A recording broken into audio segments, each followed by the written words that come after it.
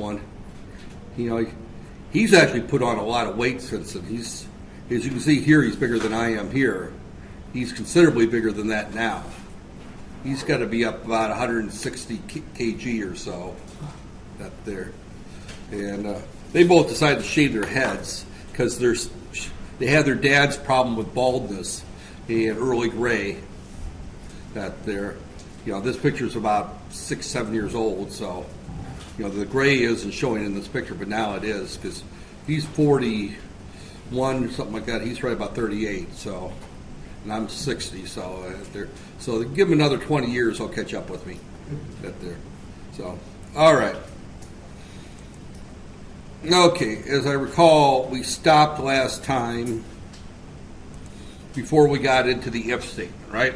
The last thing we did was we wrote a short little program to add 2 numbers. Right there is what you entered 2 numbers and you added 2 numbers was the last thing we did. That there. So here we're going to get into decision making, and decision making is a major part of computer programming, right there. And to be honest, we could not have usable programs with some type of decision-making process that there. And that's true for both embedded and that there. Okay. That there. Well, that's the problem with the class of 4 is when somebody's late, that there, everyone knows who's late, right? My microprocessor class has got 58, and I have no idea if everybody's there. Because if I took attendance, it would take me the entire hour just to read off all 58 names. That's one way to stretch my lectures into 2 hours. Spend an hour taking attendance at the beginning of class, and then do my hour lecture afterwards, right? That's there. So, but even if something simple like an air conditioning system, you have to measure the temperature, and you have to compare it to the existing temperature, and turn on the AC or turn off the AC if it's over above, right? So you need an if statement there. So an if statement allows a program to take alternative action based on whether a condition is true or false, right there. Now, we have multiple types of if statements. We have, and you'll hear me use the word if then. C doesn't use the word then, but Pascal and Basic and Fortran all did. And as I've said earlier, that I've taken multiple languages over the years and used multiple languages. That there. So I tend to, in my first languages, always had the word then as part of the structure. C doesn't have the word then. They just took the word out right there. So if you hear me say then, don't just ignore the word then. It's not used anymore. That's the old-fashioned 60-year-old mind not catching on to the newfangled if statement without the then. That there. So if it's true, we execute a statement or multiple statements. If it's false, we skip it right there. So relations all have the same level of presence and associate from left to right. We can write very simple or very complex relational equations. That there. We're going to keep them relatively simple since this is a freshman level class, and we've only got about 10 weeks or so to cover C++. So we're not going to get into these really super complex equations. Besides, I rarely use complex if-else statements or if statements simply because I can always figure out some way to make them simpler to understand. And the more complex you make them, the harder your program is to understand. So, right there. So our relational operators, right there, and they are the same in C and C++, right there. They're a little different than algebra, right there. This is the greater than. If X is greater than Y, do something. This is if X is less than Y, do something. If X is greater than or equal to Y, do something. Less than or equal to Y, do something. Now notice that we have the word we have equal for the equal sign right there. That can be a big problem right there. Because if you only use one equal sign, the compiler does something really bizarre and usually results in logic error, not a syntax error, because it'll compile. But if I say if x equal y, what that's going to do is it's going to set x equal to y. And if that happens to be 1 or greater, then it's going to evaluate true. If it happens to be negative or 0, it's going to evaluate false right there.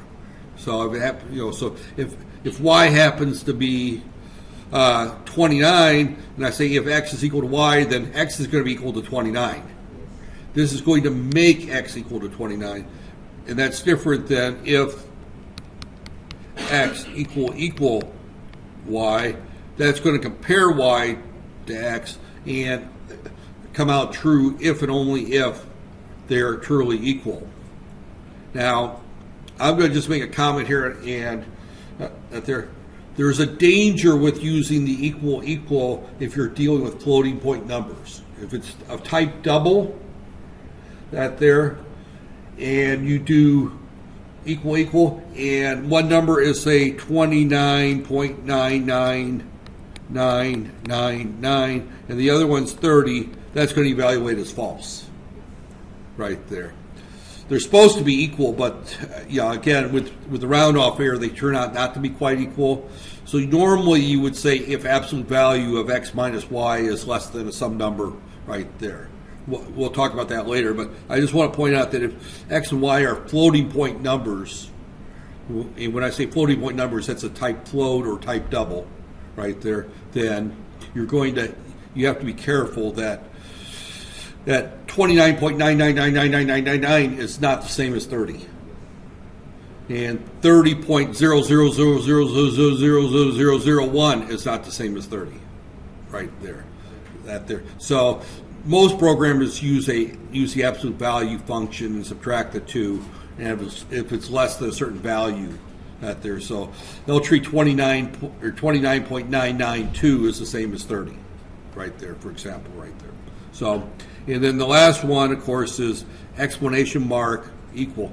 Now, the exclamation mark in C normally means not right there. So sometimes you'll see, if we write binary expressions, you might see the not in front of a Boolean expression, and that inverts it right there. If it's false, it's now true. If it's true, it's now false.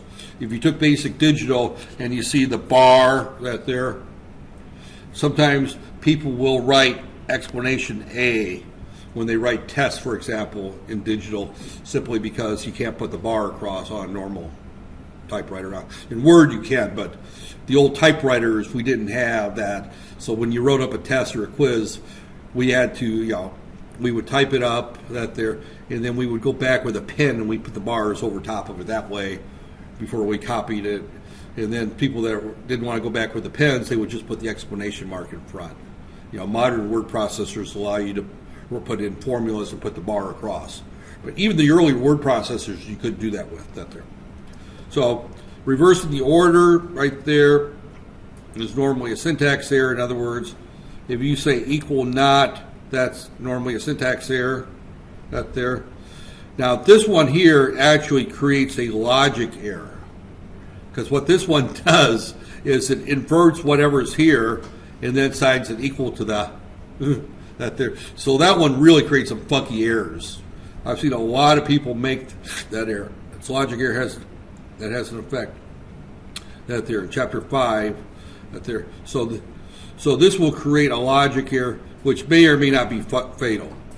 If it's fatal, means it doesn't mean that your computer blows up like a iPhone or with a Samsung Note 7, and that there, the Note 7 blows up. They quit selling them right there. So I consider a battery failure on a Note 7 sometimes fatal if it kills the person. So far, no one's been killed with one, but it's a fatal error creates a your program crash because of that some reason right there, little box right there. That's usually what they mean by fatal error, is that the program stopped dead in its tracks.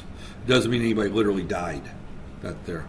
So a fatal logic error causes a program to fail and terminate prematurely right there. So a non-failure fatal logic error. Allows the program to continue executing. You don't know you have an error, but you got bogus results. The word bogus means false. They're not valid. Right there.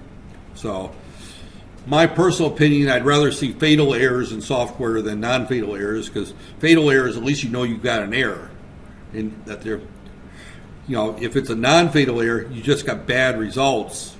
And that's the equivalent of you're sitting there taking a test with a calculator and you enter the numbers in wrong and you get the wrong answer, right? Well, if you're calculating the dimensions of a suspension bridge and how large the support cables need to be, and you have a logic error and you end up with suspension cables that are 1/8 the size they're supposed to be, then that could be a real fatal error. I mean, in terms of the bridge collapse, right there. So, but the program didn't have a fatal error in, but the design ended up with a fatal error. That there. So that's why, you've got to be careful in double checking your logic, because quite often programs will run but give you bad results right there. So, there. Confusing equality operators that there. We'd like to read the equality is equal to or double equals gets that there. This is just saying, all they're saying is this is not the same as this right there. These two are not equal to each other. Right there. They are not the same right there. So, right there. The following example uses 6 to compare the numbers right there. Now, the if statement is not the only one. I probably wouldn't use the if statement for this example, but what we've got here is, this is our typical program. I'll probably let you guys enter this one at the end of class. I like to have you just do a program at each class, just simply to have some practice out there. But this again, here, remember that I said that we could get rid of that standard before. Here, we do this using right here, right there. And that means, when we say the using, means this program uses cout right there. And we don't have to put that standard in front of each one of these here. I mentioned that last time that because I tended to forget to do that there. When you use this using at the beginning, you don't have to use the standard in front of the cin and cout anymore. And if you've got a large program, it's a lot easier to put this once at the beginning of the program versus every time I use standard cout, I have to do standard : cout. Right there. So I say this here I don't have to include anymore if I put this at the beginning, right there. So number 1 and 2, again, that's the same thing as what we've done there. I just used num1, num2 when I typed it in. I'm not going to type it in today. I feel lazy today at there. Trust me, there's no point in me typing this in. You've got this, and you should have these slides already, don't you? At there. I think probably the easiest thing is to put the slides on one computer next to you and then and type on the other computer if you're that there. Unfortunately, they don't give it to us in a way that we can cut and paste it at there. So we're going to enter cin at there. Now in this particular case, we're doing 2 at the same time. So I type number 1 space and then the second number. So I can do 2 numbers at the same time. And we tell it in our prompt to enter 2 numbers to compare, right there. So, and all we're saying here is, now these are integers. So integers, you don't have that problem that I was talking about with round-off errors, right there. And we say if number 1 is equal to number 2, then we're going to output number 1 is equal to number 2. We're just telling the user that they typed in the same numbers right there. We can easily simply set cout, the numbers are the same, and the number is, and do num1 that there. So again, we've got the end line that's got an L at the end of it. That's end line, not a 1. I think 1 or 2 of us were using 1s last time and getting errors right there. Hey, I remember these things. Some people think that I'm old, I don't remember things, but I do remember that error popped up last time. It actually pops up quite often the first time you see the end line. I'm not sure if maybe I didn't do it right there. I don't think I did because I recognize this end line right there. So then this is a single if statement. This is a single if statement. Right there, I don't know if we'll get to it today, but we'll get into multiple if statements right there. Our next if statement is if num2 is not equal to, right there. And again, all we're just saying is that they're not equal to, and we're outputting the same thing. Now, if, and as you run this program, by the way, you're going to get multiple outputs. Because the next one we're going to say if, all right.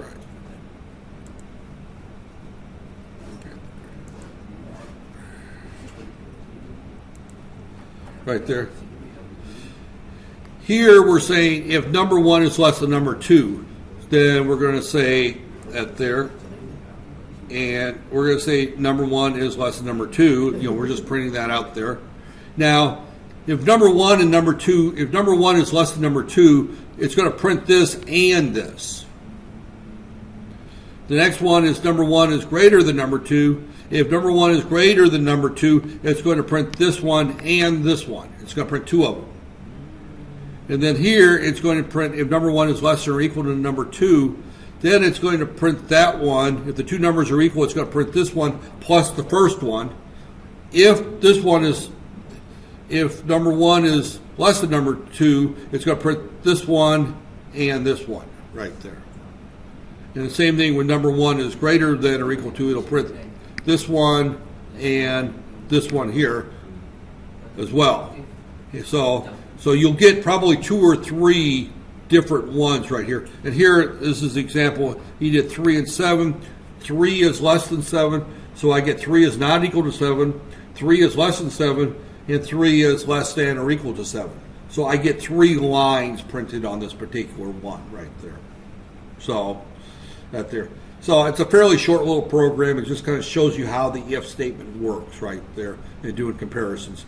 Now we can compare strings, we can compare floating point numbers, we can compare anything. Strings uses the ASCII code that there. In other words, it looks at the first letter, the second letter, the third letter, and alphabetics are less than that there. So uppercase A is less than lowercase z right there. That there. So if the first word in our string starts with lowercase z, it's going to show up at the end that there. But if it's uppercase z, it'll show up before any. That there. Actually, this would have been more interesting if I said uppercase z is less than lowercase a right there. Right there. All the uppercases are one group, and then there's some punctuations there, and then all the lower cases are there. If I'm not mistaken, the uppercase starts at 65, and the lowercase starts at 92 or something. I could be wrong. That there. Don't quote me on that there. But they're all in a group. So we've got here's all over uppercase, here's all over lowercase right there, and this is the alphabetical order right there. So, and again, this is just a couple more runs right there. He gives 22 and 12. 22 is not equal to 12. 22 is greater than 12. 22 is greater than or equal to. Here, 8, 7, 7, they're equal. They're less than or equal to or greater than or equal to. So all three show. So you're going to, no matter what case you put in there, you're going to get 3 outputs right there. So, okay. Again, this just kind of explains what I've already gone through. The using eliminates the need to repeat the standard prefixes we did earlier. Once we use that there, we can write C out that there in the remainder of the program. Remember that there, I use this one here. This is the one I like right here. It's just one line. Using namespace STD. Another set of slides I used during the short semester, or with it, that there I'm using different slides this time. That there, this is what he used all the way through the book. He never used the 3 lines. He just used, so same author did it 2 different ways right there. And I prefer the using namespace right there, because you just stick one line in there after the include right here, include, and then under there you just use the word using namespace STD right there, or right there. You just write that line there, and you're done with it. You don't have to worry about it anymore. You know, you can use C in, C out, all you want, right there. Right there. So from this point on, we'll use the preceding declaration in our program. So in other words, what he's saying is, from now on, he's going to cheat. He's going to do what I've always got there. I didn't read that line until I got to this point. That there. From now on, he's going to do it the easy way. Right there. So if has a single statement in its body, and each body is indented. If you go back and you look at this code, you'll notice that I indent the statement under it right there. Now, if you have a single statement like this, there's nothing wrong with just putting it on the same line right there.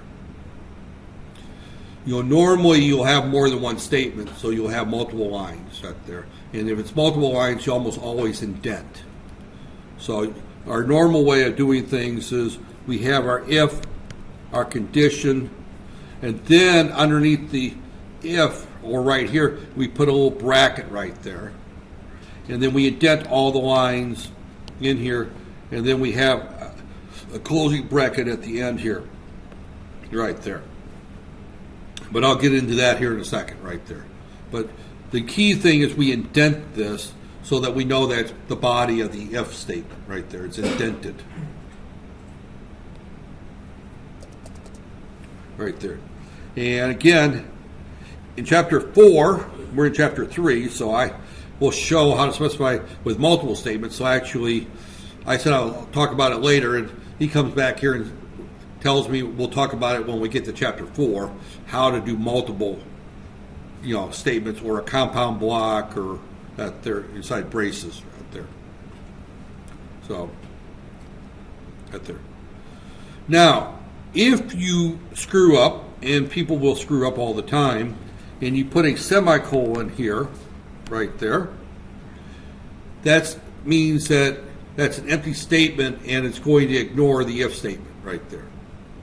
That there. So if num1 is not equal to num2, do nothing. And the C out num1, num2, or C out num1 is not equal to num2, will do that every time. It ignores the if statement right there. So if I put in if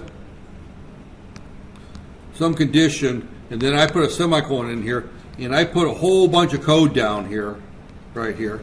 And again, you know, in chapter 4, we're going to talk about how we do that there.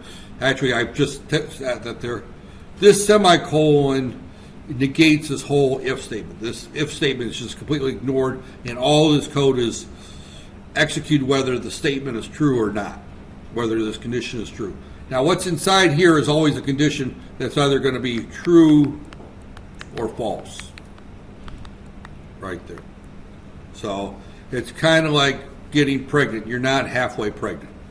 That's there. You know, the guys don't have that problem. Or one young lady, you know, you get pregnant, you're pregnant, right? There's no, I'm sort of pregnant. That there. You know, that there. You know, I'm sort of a male or I'm sort of a female. Now, in the U.S., you know, there are groups that say that that's not always true. There's that there. But for the most part, you know, this is a binary. You're either true or false. That there. You know, you go to a car dealer and you buy a car, and he says it's sort of new. You look at the odometer, and it's got 5,000 kilometers on it. Well, it's not a new car. It's a used car, right? Someone's driven it. That there. So these conditions evaluate as true or false. They're either true or they're false. That there. Right there. So, that there. Okay. Statements can be spaced over several lines, which we can do that there. Constants at there. Strings you cannot. Numbers you cannot have on multiple lines. Spaces and new line characters are ignored other than within strings and numbers. So if you have a very long statement, you have to put it over 2 or 3 lines. That's perfectly fine. We won't have that problem in this class right there. Right there. Single statement, choose meaningful breakpoints such as after a comma. Statements put more than that there. Indent all the subsequent lines and left line the group. That there. Again, you know, that's, we won't run into that problem. If we do, that there, we'll talk about it there. decision making, operators test bottom, all these at there, associate from left and right there. And all, again, we can multiply and add that there. We can say if X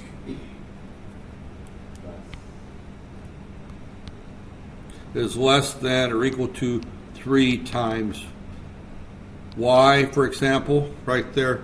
Now, this doesn't assign X to 3 times Y, but it will multiply whatever Y is times by 3 and evaluate X according to that. So if Y is 1 and X is 4, that will evaluate as false right there. But if X is 3, then Y is 1. 3 times Y is 3. X is equal to Y. It would evaluate as true right there. But it would do the multiplication first before it does the comparison right there. And that's it for this slideshow. Yeah, I don't think I'm going to start another chapter. I think I'm going to just simply put this up there and let you have some time and do this program right there. So, out there. How are we on time? I could start the next chapter, but you know what? Tomorrow's my birthday, so I'm going to let you go early. That sounds terrible, that there. But go ahead and do this program and test it, make sure it's working, that there. Again, this is, understand when you enter this program, try to, just don't type it and not understand what it's doing. That there. That's the whole idea when you enter the program, is that at the end of that there. So while you're doing that, I want to see what chapter 3 is. If it's a continuation of it, I'm going to pause the recording right there, and I'm going to